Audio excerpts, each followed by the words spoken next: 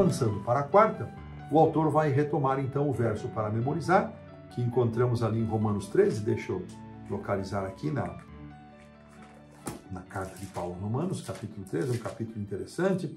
Eu que atuei por muitos anos como diretor de liberdade religiosa para a divisão sul-americana, esse é um texto importantíssimo.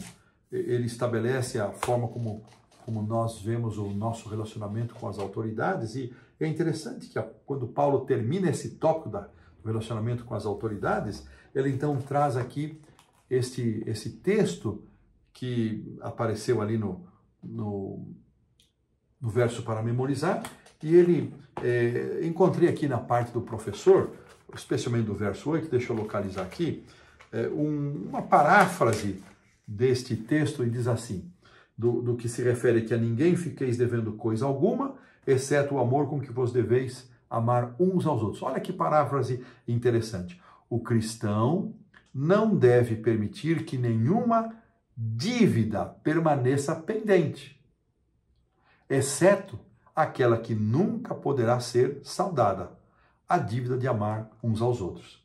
A obrigação de amor não possui limites. Olha que interessante, fiquei pensando nisso. Às vezes nós fazemos algum ato de beneficência, algum ato de bondade, e pensando assim, bom, poxa, por esse tempo aqui, por essa semana, por esse momento, eu cumpri minha obrigação. É uma forma bem egoísta de nós pensarmos assim, né? Mas aqui, com esta paráfrase de Romanos 13:8, o autor Robert Mouse, autor de uma carta aos Romanos, não há tradução para o português desse livro, do New American Commentary, ele menciona a obrigação de amar não possui limites. Não tem eu já cumpri minha obrigação. Isso é constante. E essa lição da quarta-feira, eu fiquei pensando muito sobre esse aspecto. Deus só fazer essa obra de que o profeta Jeremias registrou. Deus tem que transformar nosso coração. Muitas vezes nós vamos à igreja e nós pensamos assim, bom, vou à igreja no sábado, cumprir minha obrigação para com Deus. Irmãos, que obrigação é essa?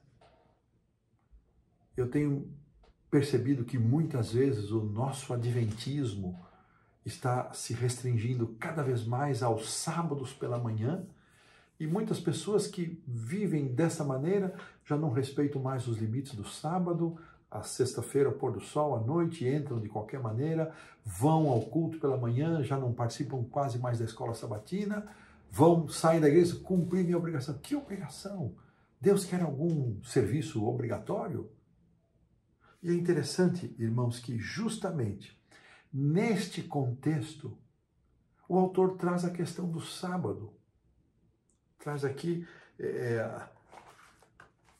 as palavras que Jesus mencionou em Mateus 23, que nós já consideramos em lições anteriores.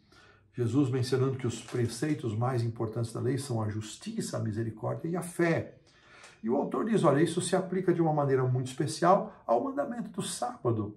E eu fiquei pensando, o que o autor tem para nós aqui? O que ele está relacionando aqui, essa questão de justiça, misericórdia e fé, à questão do sábado?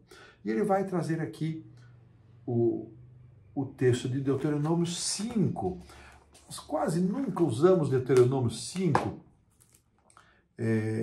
que é a repetição dos 10 mandamentos feita por Moisés para o povo, né?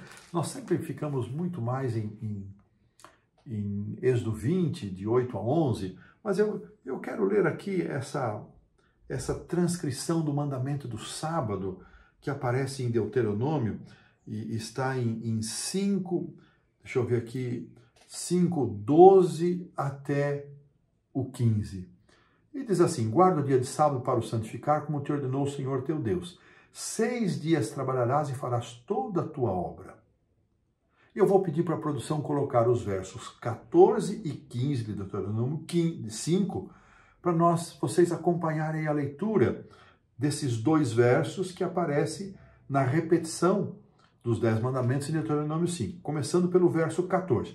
Mas o 7º dia é o sábado do Senhor teu Deus. Não farás nenhum trabalho, nem tu, nem o teu filho, nem tua filha, nem teu servo, nem tua serva, nem teu boi, nem teu jumento, nem animal algum teu, nem o estrangeiro das tuas portas para dentro, para que o teu servo e a tua serva descansem como tu. Essa frase que me interessa. Já vamos aqui ao verso 15, eu já volto a essa frase. Porque te lembrarás que foste servo na terra do Egito, que o Senhor teu Deus te tirou dali com mão poderosa e braço estendido. Também servo é outra palavra nova aqui, pelo que o Senhor teu Deus te ordenou que guardasse o dia de sábado. Veja, irmãos, que de uma forma direta, em Êxodo 20, o sábado, a autoridade para guardar o sábado está relacionada com a criação.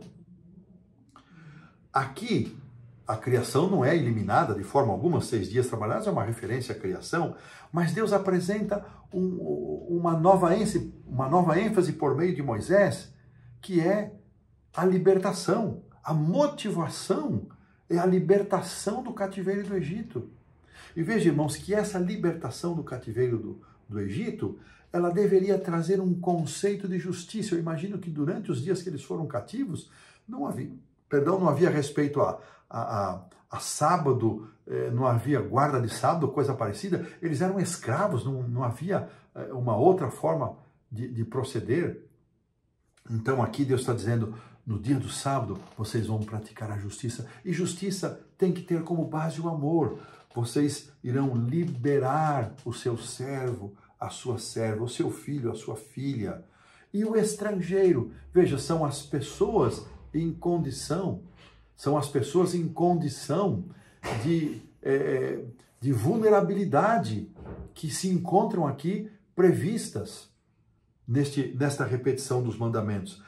Com mão poderosa, mais uma vez, aquilo que mencionamos na lição do domingo, mão poderosa, braço estendido, Deus tirou o povo de lá. Então, a ligação forte aqui é com o ato da libertação do Egito. E ele traz ainda para nós aqui, na lição da quarta-feira, Isaías 58. E vamos de novo, vamos para lá, o texto é interessante porque ele vai acrescentar aqui um aspecto. Se na repetição do mandamento, em Deuteronômio 5, nós somos chamados a pensar em uma ação justa, veja, havia um equilíbrio social no dia do sábado, todos estavam igualados. O patrão não era superior ao servo, que teria o mesmo descanso que o dono, que o seu dono, que o seu senhor. Olha que coisa interessante. E então, em Isaías capítulo 58, vem um item mais que ele vai desdobrar ainda de forma mais enfática na lição da quinta-feira. Estou aqui localizando, e vai nos dizer o seguinte, versos, especialmente o verso 58, verso 13, vou pedir para a produção também colocar esse texto em caracteres. 58, 13 do livro do profeta Isaías. Se desviares o pé de profanar o sábado e de cuidar dos teus próprios interesses no meu santo dia, se chamares ao sábado deleitoso e santo dia do Senhor, digno de honra, e o honrares não seguindo os teus caminhos, não pretendendo fazer a tua própria vontade, nem falando palavras vãs. E aí vem a bênção. Veja que a promessa do sábado não era um dia só para o nosso relacionamento com o Criador, mas era para um dia de ações de amor, ações de justiça. Nesse dia deixamos os nossos próprios interesses, nós vamos chamar as obras que não são agora as nossas próprias, aquilo que nos interessa, as nossas ações, mas as ações que Deus nos propõe como sendo fontes de alegria. Olha que interessante. Então, o autor arremata essa ideia sobre o escrever, juntando aqui o que vemos em Jeremias, aquilo que Jesus disse em Mateus 23, que o mais importante da lei é justiça, misericórdia e fé.